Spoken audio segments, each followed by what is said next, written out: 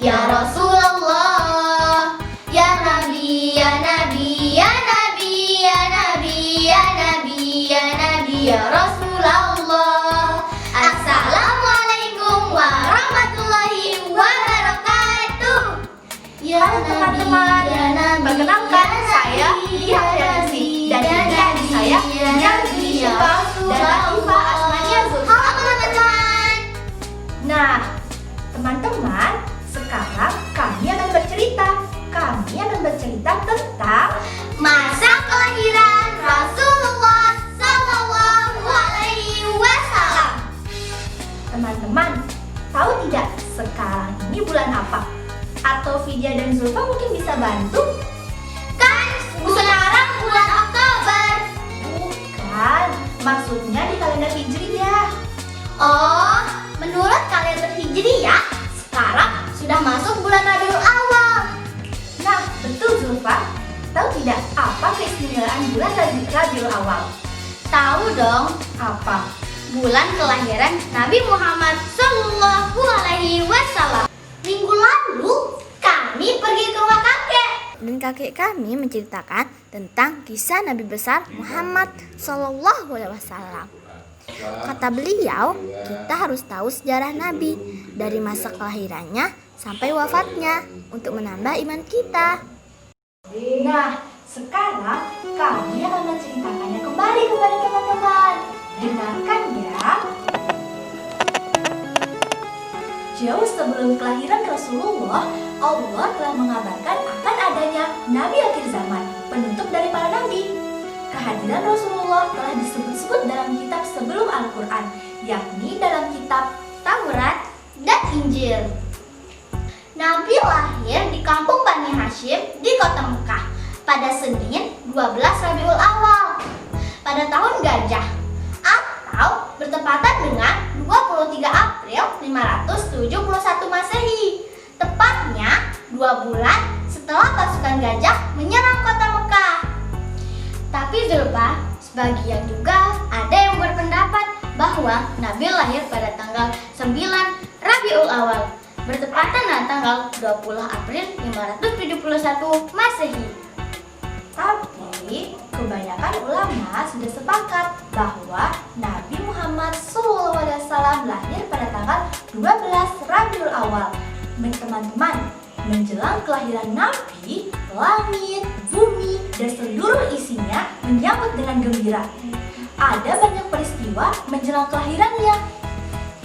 Dikutip dari buku yang berjudul Uswatun Hasanah karya Haddad Alwi, dijelaskan bahwa ketika Nabi akan lahir, di kota Mekah yang awalnya kering kerontang berubah menjadi subur. Pohon-pohon tumbuh dengan rimbun dan berbuah lebat. Dan ada peristiwa besar, yaitu datangnya pasukan gajah yang dipimpin oleh Raja Abraha.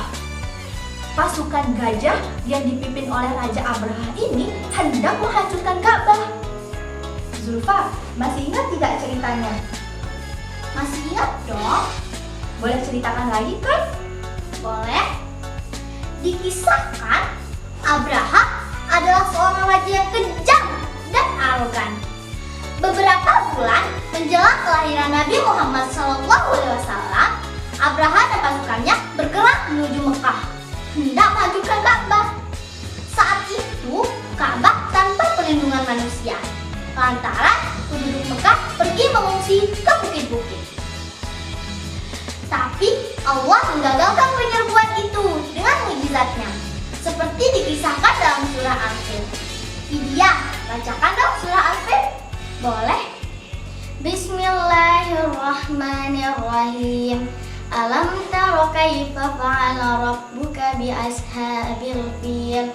Alam yaj'al kaidahum fi tadlil wa arsala 'alaihim tayran ababil tarmihim bihijaratin min sijil faja'alahum ka'asfin ma'kul. Shadaqallahul azim. Setelah hampir sampai di kota Mekah, Abraha dan pasukannya berhenti dan berbalik mundur. Dengan izin Allah, Lalu langit penuh dengan kawanan-kawanan burung ababil yang melemparkan batu-batu kerikil panas ke arah Abraha dan pasukannya. Sehingga Abraha dan pasukannya hancur. Abraha sendiri dikatakan kembali ke Yaman dan tak lama kemudian meninggal dunia. Di samping itu, menjelang detik-detik kelahirannya Nabi Muhammad, benteng-benteng kezaliman mengalami kegoncangan. Contohnya, api suci yang dipuji-puji orang Majusi tiba-tiba padam. Padahal api itu sudah menyala ribuan tahunnya. Selain itu, danau yang dikultuskan oleh orang-orang Persia tiba-tiba surut. Sementara itu, serambi-serambi di kerajaan juga mengalami runtuh dan kegoncangan. Ada lagi kali ya, Apa tuh? juga diriwayatkan bahwa pada malam kelahiran Nabi, bumi digoncang sehingga berhala-berhala yang terpancang di sekitar Ka'bah jatuh bergelimpangan dan berhamburan. Nah, demikianlah Allah memperlihatkan tanda-tanda kebesarannya dengan hadirnya sosok penutup para nabi yang mengguncangkan benteng-benteng kezaliman dan penyempurna ajaran-ajaran sebelumnya.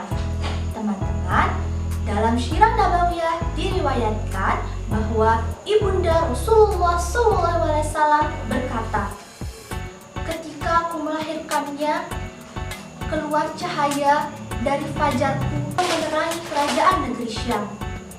Setelah beliau Shallallahu Alaihi Wasallam dilahirkan, beliau dikirim ibunya ke rumah kakeknya Abdul Muthalib dan menginformasikan kepadanya perihal cucunya itu. Kakeknya dengan sukacita memboyong cucunya itu masuk ke Ka'bah, lalu berdoa kepada Allah dan bersyukur kepadanya. Kemudian ia diberi nama Muhammad. Terkait dengan nama pemberian Muhammad dari Abdul Muthalib dan Aminah, ada penjelasan bahwa nama Muhammad tidak begitu saja terucap dari lisan Abdul Muthalib. Zulfa, masih ingat tidak mengenai pemberian nama Muhammad? Masih ingat dong? Ibnu Hisham dalam Sirah Nabawiyah menjelaskan, terdapat sebuah riwayat tentang malaikat yang mendatangi Siti Aminah.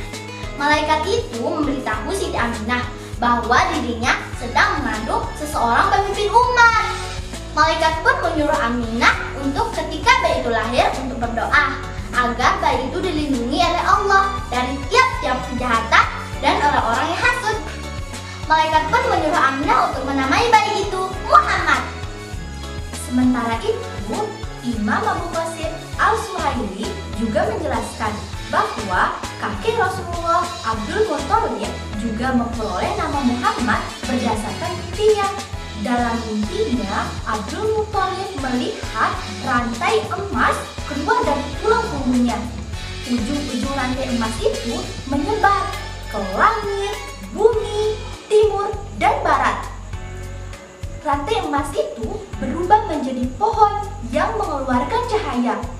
Kemudian penduduk bumi dan seisinya bergantung pada cahaya itu, sehingga ditafsirkan bahwa dari mimpinya dengan lahirnya seorang dari tulang punggungnya yang akan diikuti oleh manusia dari timur dan barat dan akan dipuji oleh manusia dan seluruh penduduk bumi maupun langit.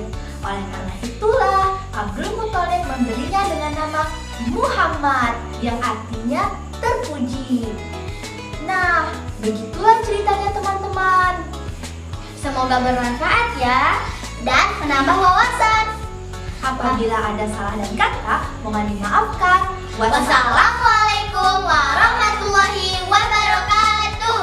Ya Nabi, ya Nabi, ya Nabi, ya Nabi, ya Nabi, ya Nabi, ya Rasulullah.